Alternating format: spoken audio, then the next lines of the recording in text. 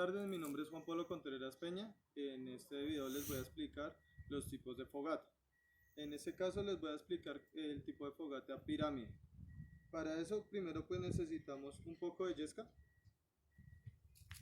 el cual la vamos a instalar en donde vamos a colocar la fogata. Enseguida necesitamos una vara, la cual vamos a clavar en la mitad de la yesca.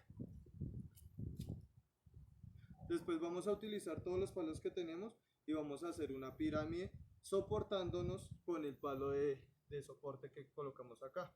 Entonces lo vamos colocando así.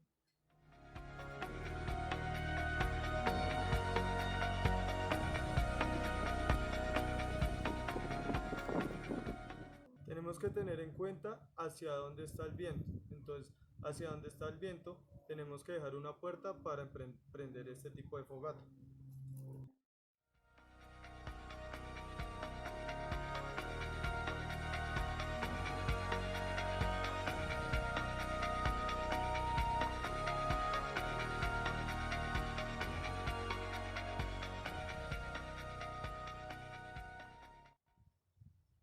En este caso, el viento viene de allá hacia acá, entonces la puerta que vamos a dejar es por este lado. Por este lado es que vamos a prender la fogata.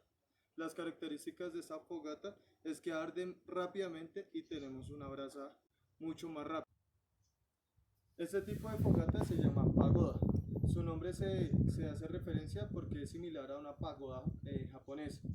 Lo primero que tenemos que tener es una yesca, la cual vamos a ubicar donde vamos a realizar nuestra fogata.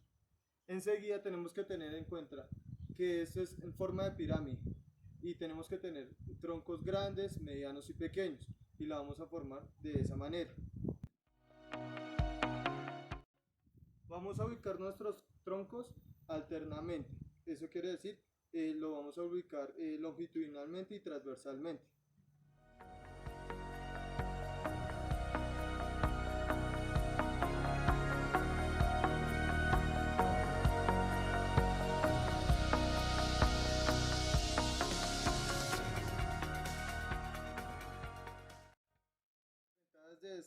De esta fogata es que primero tenemos brasa rápidamente y también puede variar su tamaño. La podemos hacer grande o la podemos hacer pequeña. Ok, entonces las dos anteriores que les expliqué son dos tipos de fogata.